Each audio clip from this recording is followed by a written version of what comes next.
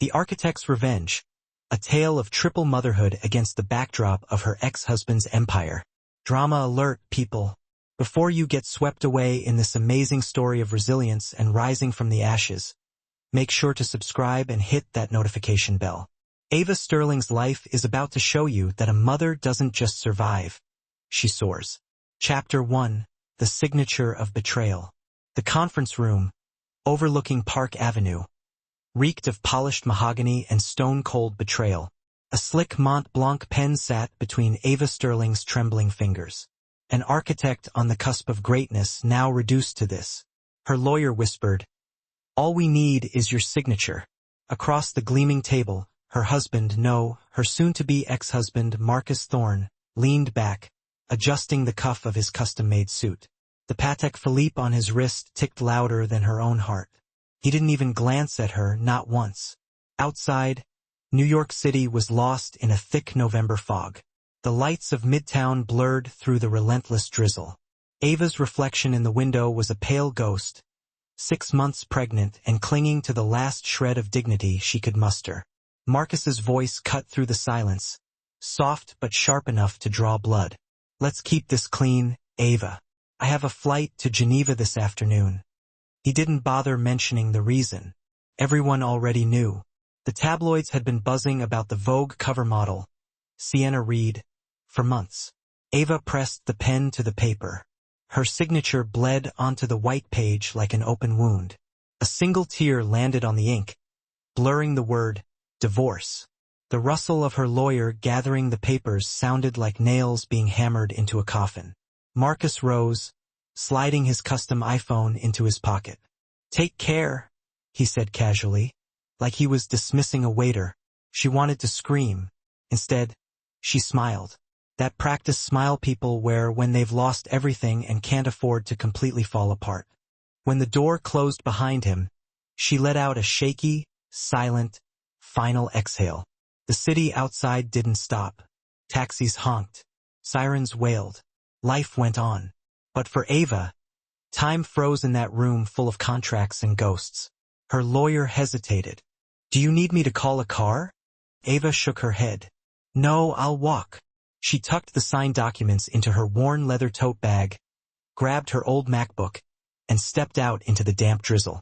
The rain tasted like metal, almost bitter. She walked past the luxury storefronts. Tiffany, Chanel, Hermes, each window reflecting a distorted version of the life that used to be hers. Her hand brushed against her swollen belly, feeling a faint kick. "We'll be fine," she whispered to the baby. "I promise." Then, across the street, the flashes started. A photographer shouted, "Mrs. Thorne, is it true he's marrying Sienna next month?" Ava froze. For the first time, it hit her. The divorce wasn't the end. It was the beginning of her public humiliation, and the whole world was already watching. Chapter 2. Trial by Fire and Triple Trouble. The wedding photos flooded every news feed before Ava had even finished her morning coffee. Marcus Thorne, the visionary tech CEO, and Sienna Reed, the runway darling, beamed under a crystal chandelier inside the Plaza Hotel. The captions read like poetry to the cruel, "Power Couple of the Year." Sienna's gown sparkled with hand-sewn crystals. Marcus's tuxedo was perfectly tailored, his eyes shining with pride.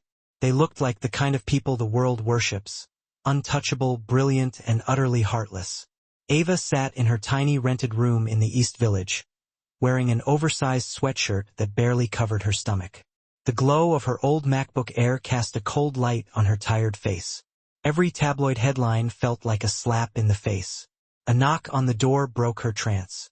It was Stella Davies, her college roommate, now a sharp-tongued legal aide, who refused to let Ava drown in silence. Stella carried 2 Starbucks coffees and a brown paper bag. "I brought breakfast," Stella said softly. "And the news. Have you seen it?" Ava nodded, her voice barely a whisper. "He married her the same week our divorce papers were finalized." Stella exhaled sharply. Classic Marcus. He thinks this makes him untouchable, but the law doesn't forget that easily. He still owes prenatal coverage under the marital health clause. Ava managed a weak smile. "He'll find a way around it." Then we'll find a way to corner him, Stella said, placing a coffee in her hand. Drink up. You're keeping 3 lives alive now. Ava looked down at her belly, feeling a gentle movement beneath her palm. 3 tiny heartbeats, completely dependent on her. She couldn't sleep that night. The rain hammered against the window, constant and cruel. She scrolled through her phone again, staring at the photos of the wedding in the same ballroom where Marcus had once told her he loved her. The comments below were merciless. Upgrade achieved. That poor ex-wife must be fuming. The next morning, she went to her part-time editing job at a small media agency in the financial district. During lunch, she sat on a bench facing One World Trade Center, biting into a cold sandwich. Her reflection stared back from the building's glass. Tired eyes, messy hair, a body both fragile and strong. She pulled out a notebook and began to write. I will rebuild, even if it kills me. Just as she snapped the notebook shut, her phone vibrated. A text message from an unknown number popped up. Asterisk, you should stop showing up where you're not wanted. He's moved on. You should too. Asterisk, no name. But Ava didn't need one. The words reeked of sienna. Perfumed cruelty wrapped in digital ink. She deleted the message and whispered, You'll see. When she stood up, the city felt different. Colder, sharper, but alive. She could almost hear New York whispering its challenge. Asterisk, crumble or fight back. Asterisk. As she walked away, a headline flashed on a billboard in Times Square. Marcus Thorne and Sienna Reed on honeymoon in the Hamptons. Ava didn't stop to look. She just kept walking, her hand on her belly, her eyes forward. Because for the first time, revenge didn't feel like hatred. Felt like survival. Chapter 3. A rainy night and a medical bombshell. It was close to midnight when the last subway train rattled through the wet streets of Brooklyn. The city that never sleeps had turned gray and weary, much like Ava Sterling herself.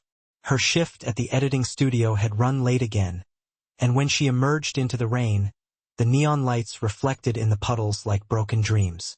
She clutched her worn leather tote to her chest, her breath visible in the cool air.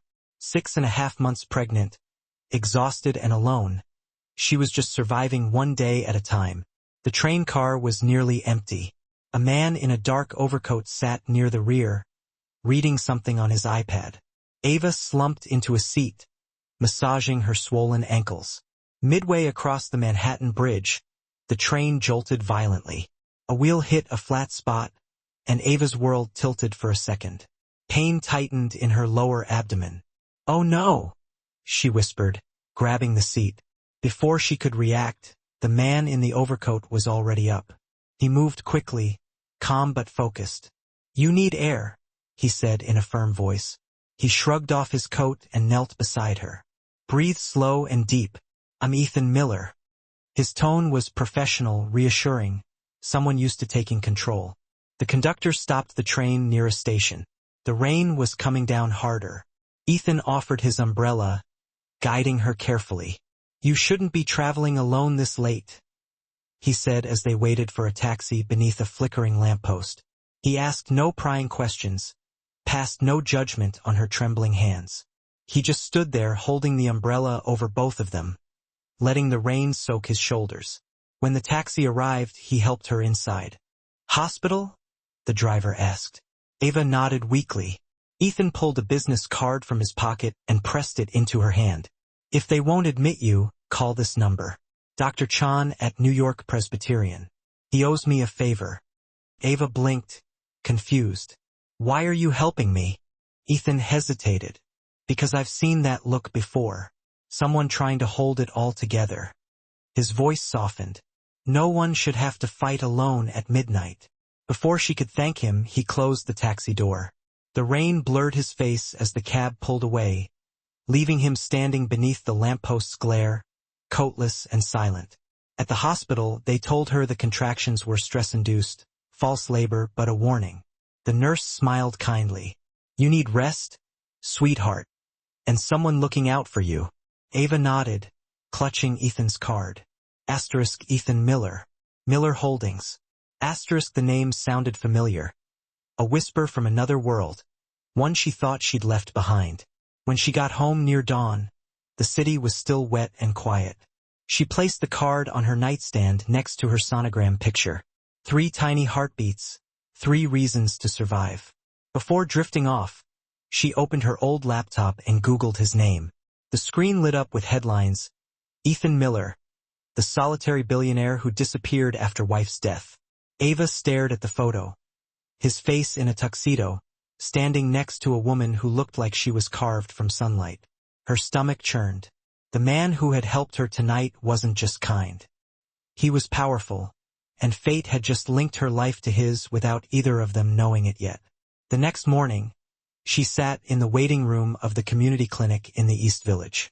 The nurse finally called her name, and within minutes, Ava was lying on the exam table, eyes fixed on the monitor as the sonographer moved the cold gel over her skin.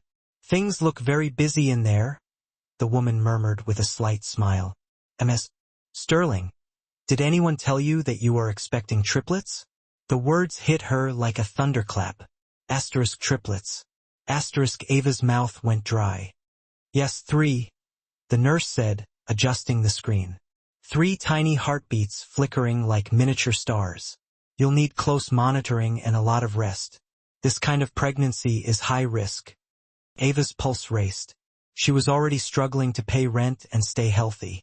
Now she had 3 babies growing inside her. That night, a sharp pain seized her abdomen. She gasped, spilling her tea. Stella jumped up. "Hospital.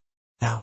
Hours later, Ava sat in the hospital hallway, exhausted, with papers in her lap. Her phone vibrated with a new message from an unknown number. Asterisk if you're smart, you'll stop dragging this out. He's not coming back for you. Asterisk Sienna again. Then a nurse approached with a clipboard. "Miss Sterling, you have a visitor." Ava frowned. "A visitor?" The nurse pointed to the glass doors. Standing there in a gray suit and rain-damp hair was Ethan Miller. He held a small bouquet of white lilies. Simple, understated. "How did you know I was here?" she asked as he approached. He smiled faintly. "You said you might need that doctor's number. I thought I'd check if you actually called." And just like that, for the first time in months, Ava felt the world stop spinning. Chapter 4. Haven and Honor. A week after her hospital scare, Ava tried to return to some version of normalcy. She worked from home for the agency, editing short videos on her old MacBook Air, pausing every few minutes to catch her breath. Her doctor had told her to rest, but she had rent to pay, and her insurance barely covered anything. That morning, she decided to walk to the bodega. Reaching the building lobby, she pressed the elevator button and waited. The door opened, and her heart froze. Inside was Sienna Reed. She looked even more unreal up close. Perfect hair, flawless skin, a designer coat that probably cost more than Ava's yearly rent. Beside her, a stylist carried garment bags, and a young assistant hovered nearby. For a second, time stopped. Sienna's eyes swept over Ava's pregnant belly, and a smirk played on her lips. "Oh," she said, her voice dripping with sugar. "You're Ava, right?" Marcus's ex. Ava nodded silently. Sienna stepped closer, whispering loud enough for the others to hear. "You look radiant. I mean, for someone who's doing this alone." The elevator opened again, and Sienna stepped out, her perfume lingering like expensive poison. "Good luck, darling," she added, tapping her diamond ring against the railing before walking away. The humiliation stung deeper than any headline or whispered rumor. Ava left the building and walked to a nearby Starbucks. She grabbed her notebook and wrote, "The pain doesn't kill you. It teaches you who you are." Just then, a black Mercedes S-Class pulled up near the curb. A familiar figure stepped out, holding a paper bag and an umbrella. Ethan Miller. He spotted her through the window, hesitated, then walked into the coffee shop. "May I?" he asked, indicating the empty seat across from her. "I had a meeting nearby," he said, setting down the bag. "And I thought you might need something other than hospital food." Inside the bag were muffins and herbal tea. "I saw the photos of your ex's wedding," Ethan added cautiously. "They looked expensive." Ava laughed for the first time in weeks. A dry, shaky sound. Yeah, he's good at expensive. Ethan tilted his head. Then maybe it's time you learn to be good at survival. The final blow from Marcus arrived in a letter. A financial settlement and a non-disclosure agreement. He wanted to buy her silence for a modest sum. Ava read the clause about the irreversible waiver of moral claims and felt the temptation threaten to drown her. That night, she received another anonymous text. Asterisk, if you really cared about your babies, you'd stop embarrassing their father. Something inside Ava snapped. She tore the paper in half, then again until the pieces fell like confetti. He won't silence me, she said out loud. Not this time. The next day, she and Stella sued Marcus for the triplets' full medical coverage, demanding the court compel him to pay for his negligence. The night of the delivery came at 2:47 a.m. with sharp, rhythmic pain. When Ava crumpled on the stairs, Ethan was there at her door. The nurse called me, he said swiftly. You weren't answering your phone. Let's go. Hours later, Ava awoke in the recovery room. The world was silent. Then came a sound. 3 faint cries, delicate yet real. Nina, Grace, and Eli were born. Ethan appeared beside her bed, his shirt wrinkled and eyes bloodshot. He held 3 tiny knitted caps. They're perfect, he whispered. Why are you doing all this for me? Ava asked. Ethan hesitated, then said softly, because I've been where you are. I watched someone I love fight for life while everyone else turned away. Couldn't save her. But maybe this time, I can help someone else. His honesty disarmed her. 2 days later, Ethan offered Ava a place to stay. A guest house on his family's property in Greenwich, Connecticut. Private, quiet, and with access to 24-hour medical care. I can't accept charity. It's not charity. It's logistics. If I say yes, I need rules. Clear ones.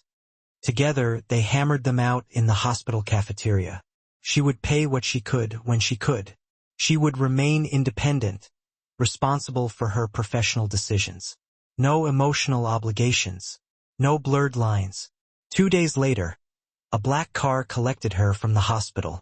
Charlotte Miller, Ethan's sister, met her at the door. Welcome. We've set up the nursery. Ava walked in and froze. 3 bassinets sat side by side, sunlight pouring over the white curtains. It didn't feel like a stranger's house. Felt like safety. Chapter 5. Safe haven and silent strength. Spring slipped into New York like a sigh of relief. It had been nearly a year since that first night on the subway. The triplets were thriving. Nina, Grace, and Eli filled the house with music.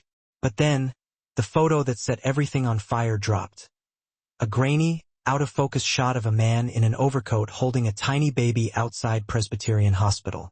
Gossip sites identified the man as Ethan Miller and the woman as Ava Sterling, Marcus Thorne's ex-wife. The headline read, Merck's ex finds new fortune. Ethan came over to the guest house. I've contacted my publicist. We'll issue a statement clarifying you are under medical care through my foundation. I don't want pity, Ava snapped. Charlotte joined them. We'll announce the Miller Foundation is sponsoring neonatal care for single mothers. That reframes the story. It makes you a cause, not a scandal. The press release was professional, true, but the scrutiny didn't stop. It just changed directions. Marcus Thorne saw the news. She's playing the victim card, he growled. Sienna, for her part, sneered. Maybe she's better at this than you thought. Ava, holding the babies, looked out the window. Ethan was on the threshold. You didn't ask for this, he whispered.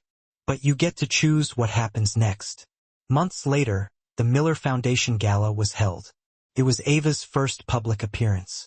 She was radiant, wearing an elegant black gown. Sienna Reed cornered her. Well, if it isn't Mrs. Miller, she said, her voice dripping with fake sweetness. I must say, Ethan, you have a type. Brave, broken women with big eyes. You're right, Sienna, Ava said serenely. It takes bravery to start over. You should try it sometime. Minutes later, the host called Ethan to the stage. Tonight, he began. I'm reminded that strength doesn't always roar. Sometimes it whispers through compassion, through courage, through rebuilding after the world discards you. He turned slightly, looking at Ava. And tonight, I dedicate this moment to those who prove that dignity and grace are stronger than scandal. The audience erupted in applause. For the first time, the world wasn't laughing at her. They were applauding her strength.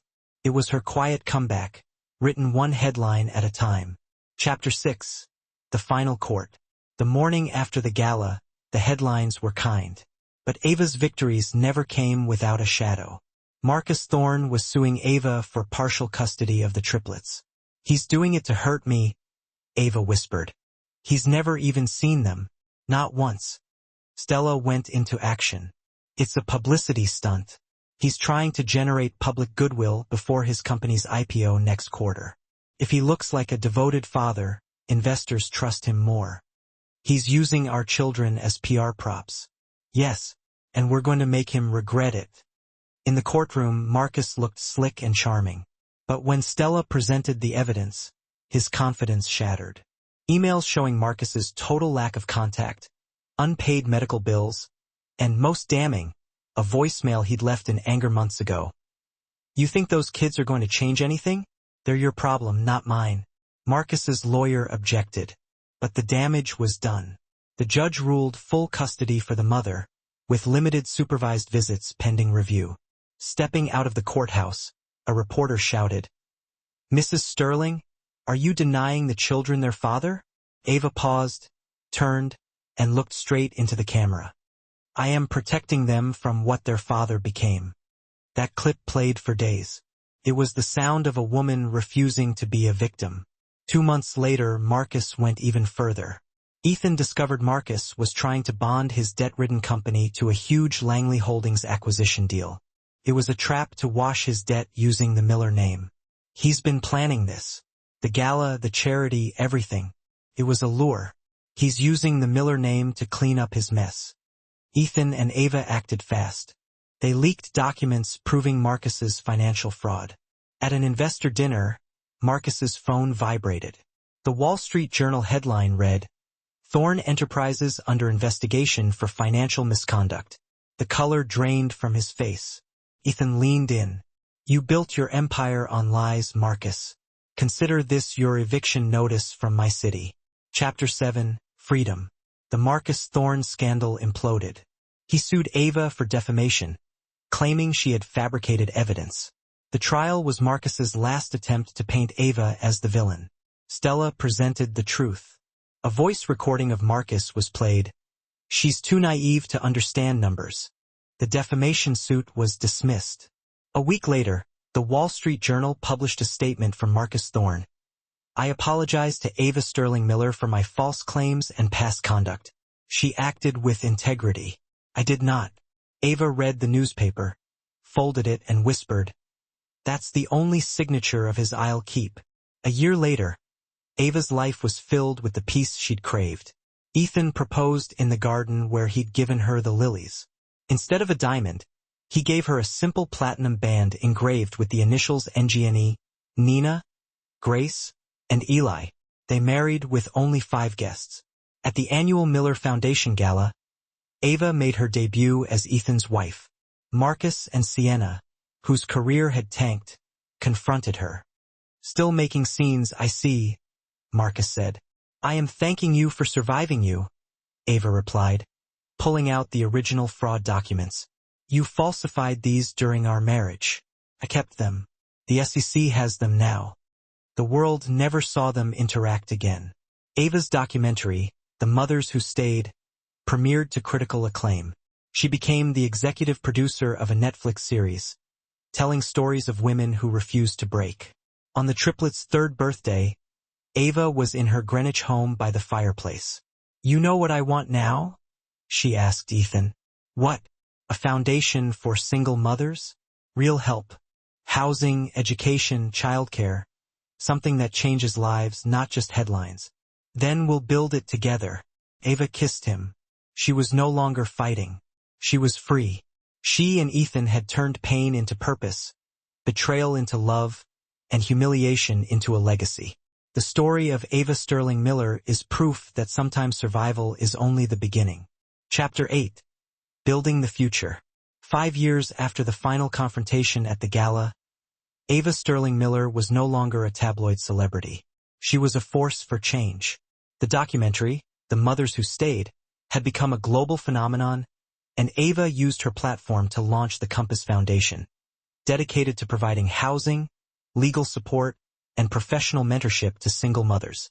The foundation's flagship project was The Haven, an affordable, self-sustaining housing complex in a developing neighborhood in Queens, New York, designed by young, ethical architects.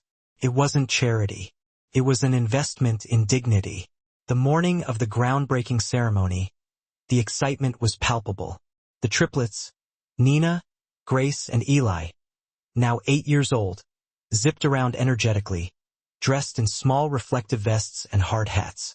Stella Davies, the former legal aide turned Foundation's chief legal officer, stood next to Ava, beaming. Ethan watched from the side. The pride in his eyes was unmistakable. Ava needed an anchor. "This place will be a base, Stella," Ava declared, feeling the almost holy weight of the golden shovel in her hands. "A place where women like me can catch their breath before they start running again." But that feeling of peace was short-lived. Just as Ava was about to plunge the shovel into the earth, an unmarked black car screeched to a halt nearby. A man in a ridiculously expensive suit, Mr. Grant, an attorney notorious for representing less than reputable real estate developers, emerged holding a thick folder.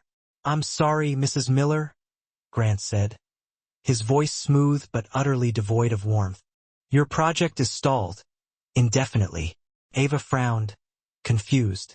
"What does that even mean?" "We have all the necessary permits." "Indeed you do," Grant replied, a hint of a smile playing on his lips. "But we've acquired the lot right next to yours. And, according to an old, rarely enforced easement, your planned underground renewable energy cabling runs across our new property without our client's consent. My client is demanding a complete overhaul of the Haven's structural design." It was obvious what he was doing. A blatant attempt to sabotage the project and bully the foundation into paying an outrageous sum for some peace of mind. The murmurs in the crowd grew into an agitated buzz. "Who exactly is your client, Mr. Grant?" Ava asked, her voice deceptively calm, with a hint of danger. Grant smiled, radiating his signature arrogance. "A discreet investor who prefers to remain anonymous. All I can tell you is that he's been watching your legacy with great interest." Ava didn't need any more clues.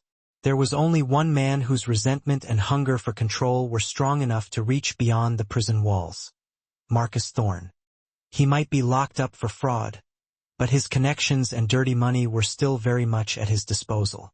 It was a cheap shot, a pathetic attempt to tarnish her moment of triumph. Interactive question. If you were Ava, would you accept the stall to avoid a messy public scandal? Or would you immediately expose Marcus's sabotage to the media? Share your strategy in the comments. Chapter 9. Design Immune to Vengeance. The groundbreaking ceremony was cancelled. The initial euphoria had morphed into a grim, steely resolve. That afternoon, the conference table at the Compass Foundation office was covered in blueprints and legal documents. Ethan sat beside her, his brow furrowed with concern. "It's a classic tactic, Ava," he said, "trying to strong-arm you into a ransom payment. Do you want Miller Holdings' legal team to step in? We could crush him." "No, Ethan," Ava said firmly. "Marcus wants us to use your influence so he can brag that I'm hiding behind your money. This is my battle." She turned to Stella. "Stella, we need to find out who Grant's client really is. But we're not going to fight this in court. We're going to fight it on the architectural blueprint." Ava, the architect who had once been silenced, fully engaged her mind. She remembered a valuable lesson she had learned during her darkest times. Limitation forces creativity. She spent the entire night in her studio, not sleeping a wink, completely absorbed in the design. It wasn't about finding an alternative route for the cables. It was about eliminating the need to cross Grant's property altogether. The next morning, she gathered her architecture team together. The grant group has given us a limitation, Ava announced. And that limitation is a gift. We are redesigning the Haven. I want every single building in the Haven to be completely off the central power grid. Solar power, urban wind turbines, and a battery storage system for every unit. The Haven won't just be self-sustaining. It'll be a microgrid completely immune to any external easement. The idea was brilliant, but undeniably expensive and risky. It would require a massive investment in new technology. The cost, Ava? Stella asked, sounding a bit worried. The cost of dignity, Ava replied, her eyes flashing with determination. And we'll turn it into our biggest advantage. The microgrid will make the Haven a one-of-a-kind project in New York, attracting ethical investors and sending the entire concept's value through the roof. Chapter 10. The Masterstroke. Ava called a new press conference at the construction site. The bright New York sun beat down on the bare land. Attorney Grant was there, smirking, clearly expecting the announcement of a drawn-out legal battle. Ava stepped up to the podium, the microphone gleaming under the sun. A week ago, the Compass Foundation faced an attempt at sabotage. Ava began, looking directly at Grant. A maneuver of legal harassment designed to stall a project built on dignity. The crowd stirred with anticipation. Ava continued, never explicitly naming Marcus, but making it perfectly clear who was responsible. They wanted us to fight in court. They wanted us to pay extortion money. But I don't negotiate with extortionists. I outsmarted them. She paused for effect, and a huge banner displaying the new design was unveiled behind her. The Compass Microgrid Project. I'm announcing today that the Haven project is not only not stalled, it's evolving. We've redesigned the complex to be a 100% self-sufficient energy microgrid. We don't need anyone's cables. We don't need anyone's property. And Mr. Grant, your client no longer has any leverage over our destiny. Ava looked pointedly at Grant, whose smirk had completely disappeared.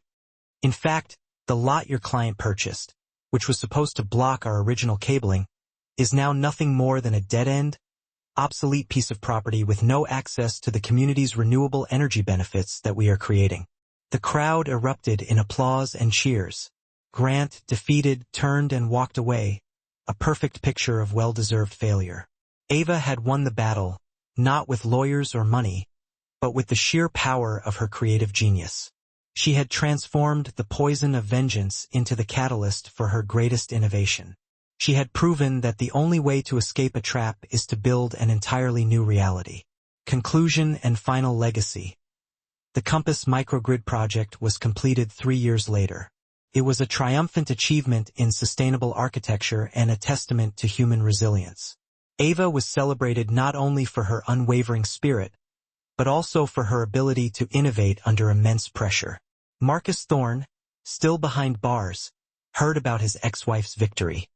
His final, desperate attempt at sabotage had only served to finance and solidify her legend. Ava Sterling Miller sat on the Haven's rooftop, gazing out at the city with Ethan by her side. I thought the battle for pride ended with Marcus, Ava whispered. His battle for pride ended, yes? Ethan said softly. But yours, Ava, is the battle for legacy. And your legacy is proof that even a single mother with nothing but a pen and an idea can reshape the city and rewrite the rules. She smiled. Her story, once defined by humiliation, was now a blueprint for hope. And you, what would you do if the poison of the past threatened your future? Would you pay it off, or would you transform it into your greatest asset? Asterisk call to action. Share your thoughts in the comments below. If the story of ingenuity and survival inspired you, hit the like button and subscribe for more. Chapter 11. The Request from the Desert. The success of the Compass Foundation's Haven project resonated far beyond the borders of the United States. Ava's self-sufficient microgrid became a case study in universities and international forums. She was no longer just Marcus Thorne's ex-wife. She was the visionary architect who proved that ethics was the best investment strategy. 7 years after the divorce was finalized, Ava, now 42, was at the Foundation's New York City headquarters, an office flooded with natural light and filled with blueprints. Nina, Grace and Eli, now 10 years old, often came to the office after school, doing their homework at a large communal drafting table, learning about structural integrity and sustainability. One afternoon, a high-priority email arrived in Ava's inbox. It was from the government of the Republic of Mali, a West African nation struggling with desertification and severe water scarcity.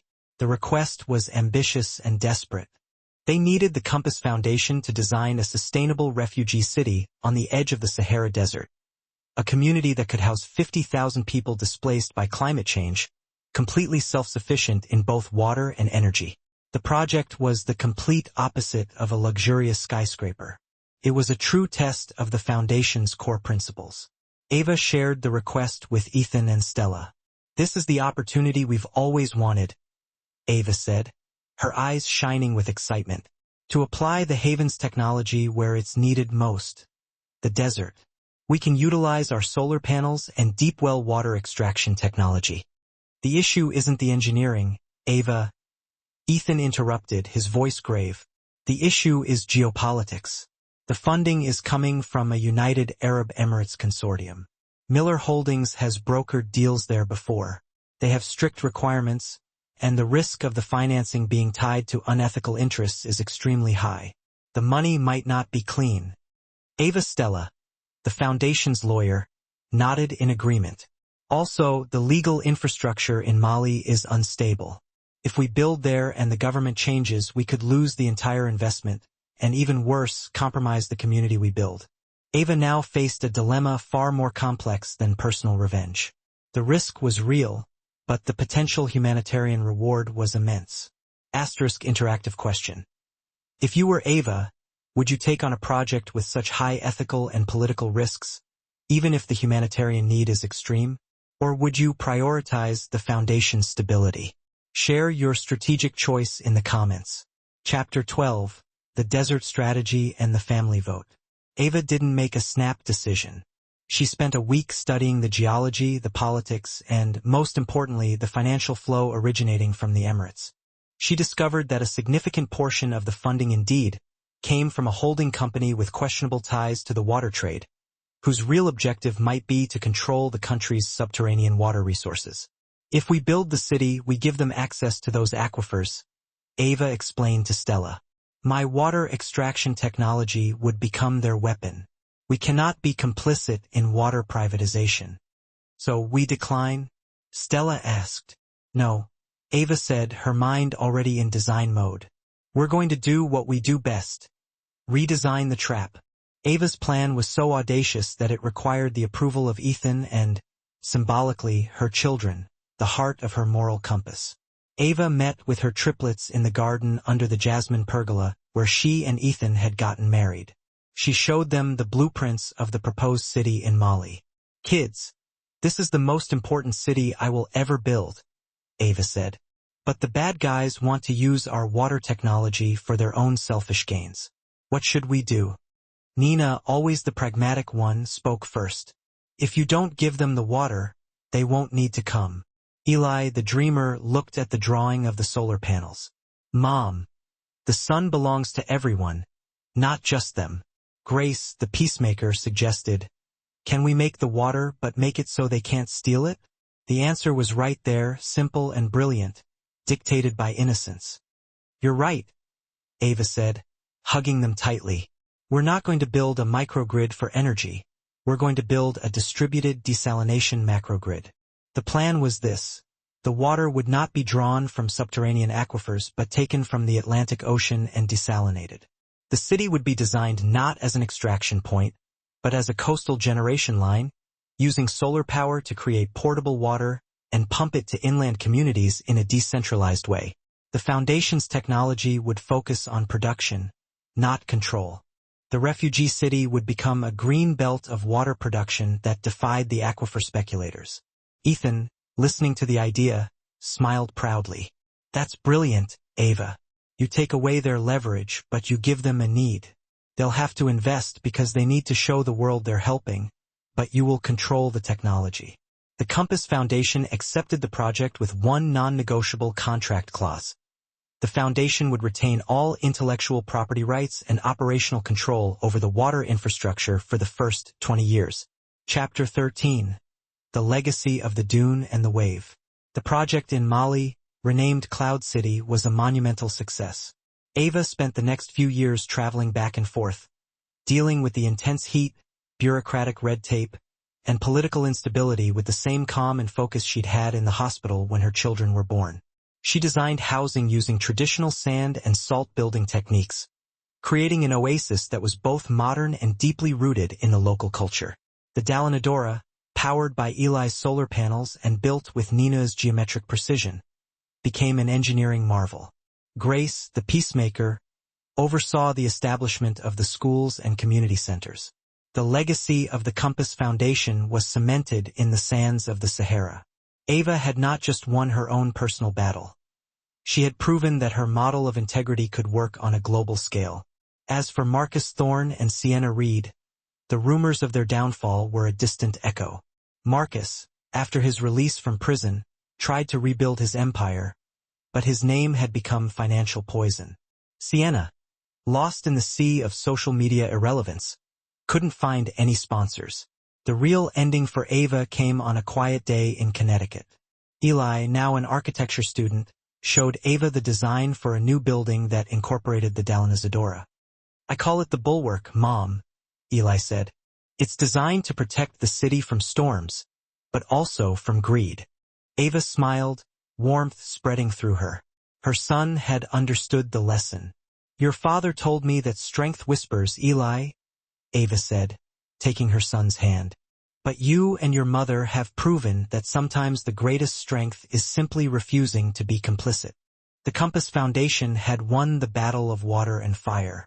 Ava Sterling Miller's legacy was cemented not in the luxurious apartments of Park Avenue, but in the sands of the Sahara, proving that the true measure of success is not what you take, but what you are willing to give without asking for anything in return. And you, are you building a legacy of profit or integrity? What is it that you truly want to leave behind? Call to action. Share your answers in the comments. If this story of an empire built on integrity inspires you, like this video and subscribe for the next great adventure of the Compass Foundation. Chapter 14. The Fragility of Peace in Connecticut. 2 years after the completion of Cloud City, Ava and Ethan's life had reached a state of profound stability. The Compass Foundation was running smoothly with projects on 4 continents, and the triplets, now teenagers, were pillars of support and sources of lively debate at home. The family had moved to a restored historic home in Greenwich, Connecticut, a place of serenity and old stones, far from the hustle and bustle of New York City. It was a home built on truth, not fear. Yet peace, as always, was fragile. One autumn afternoon, as Ava reviewed blueprints and Ethan read in the study, a letter arrived bearing an unfamiliar legal letterhead. It wasn't from Marcus Thorne. It was from the lawyers of a large Boston firm. The letter was addressed to Ethan Miller and informed him of the reopening of an old succession case involving his late first wife, Victoria. Victoria had tragically died in a car accident years ago, leaving Ethan devastated and silent before Ava came into his life on that midnight train. The letter revealed that before her death, Victoria had been working on a secret charitable investment fund aimed at supporting social justice projects in Boston, using a significant portion of her family inheritance. The problem was that the fund had never been legally established due to her sudden death.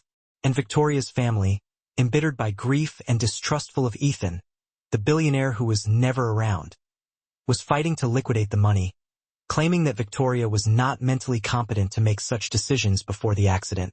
Ethan's face went pale as he read the letter. The pain that Ava thought had healed returned, fresh and sharp. The fear that the world was once again questioning the integrity of someone he loved was almost unbearable. "They questioned her judgment, Ava," Ethan said, his voice barely a whisper. "They said she was obsessed with giving away the family fortune and that she was unstable. It's the same game Marcus played with you, but this time I have no proof. I only had her word." The ghost of Victoria had returned, not to haunt their marriage, but to challenge the only foundation that truly mattered to Ethan, the truth he had failed to defend in the past. Chapter 15. the call of duty and the new mission. Ava understood that this wasn't just about money or legal justice. It was a debt of honor that Ethan owed to the memory of the woman he couldn't protect. Victoria believed in social justice, Ava said. You believed in her. If her family is using their pain to tarnish her legacy, we have to use our legacy to defend her. Ava gathered her family team. The triplets, Nina, Grace, and Eli, sat with her and Ethan in the study, their faces serious. This is a Compass Foundation project, Ava declared. But it's a different kind of battle. It's not for a building, but for a name. And how do we fight a ghost? Asked Nina, ever the pragmatic one. Ghosts are fought with facts, darling, Ava replied. Eli and I can use the empathy index to analyze Victoria's communications in the months leading up to the accident. We need to know who she was giving her money to, why, and if the organizations were legitimate. I'll do the groundwork. Grace, the architect, interrupted. If the money was meant for social justice in Boston, I'm going to Boston. I'll find the projects Victoria wanted to fund. A name on paper can be disproven. A building she believed in cannot. The plan was set. Ava's legacy had armed her children for this battle. Eli, the analyst, would use the empathy index and data analysis to prove Victoria's rational intent and mental competence. Grace, the architect, would use architecture to prove the tangible intent and legitimacy of the projects. Ava, the strategist, would oversee the legal strategy and coordinate the counterattack, just as Stella Davies had taught her. Chapter 16. The Architecture of Intent. The trip to Boston was like a pilgrimage. Grace, with her keen eye for underlying structures, searched the poorer neighborhoods where Victoria had been doing volunteer work. Within a week, Grace found the proof she was looking for. Rudimentary architectural plans and emails from Victoria with a small community organization trying to convert a derelict warehouse into a training center and daycare. Victoria had not just planned to donate money. She had been personally involved in the initial design. Victoria wasn't crazy, Dad, Grace said to Ethan over the phone, her voice filled with emotion. She was building.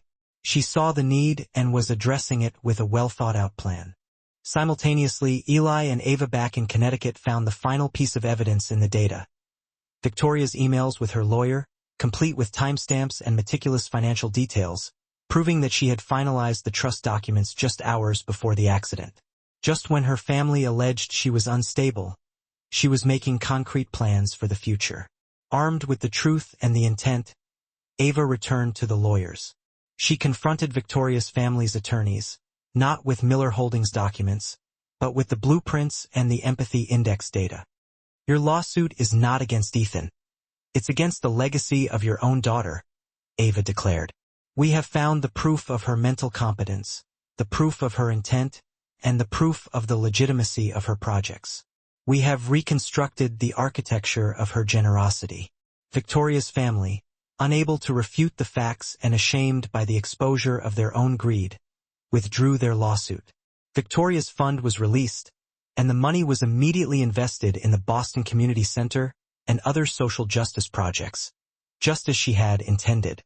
Ethan, released from the guilt he had carried for so many years, embraced Ava. You saved me from Marcus, Ava, and you gave me Nina, Grace, and Eli. But today you saved me from a ghost. You helped me defend the woman I loved when she could no longer defend herself. Ava smiled, watching her children pack Grace's suitcase for her return to college. The true foundation, darling, is integrity. And that's something we build together. Epilogue to the end. The unbreakable inheritance. Ava and Ethan Miller, the two souls who had met on a broken-down subway car at midnight, proved that love is the only true test of fire. Their legacy was not just wealth, technology, or skyscrapers. It was the unbreakable compass of integrity they instilled in their children. The legacy of the Sterling Miller family is not defined by a last name, but by the daily choice to fight for those who are silenced. And you, what is the ghost from your past that you still need to exorcise to secure your peace? Are you using your power to build up or to tear down? * call to action. Leave your reflections in the comments below. If this story of love, redemption, and justice has moved you, Hit the like button and subscribe for the next adventure of the Compass Foundation.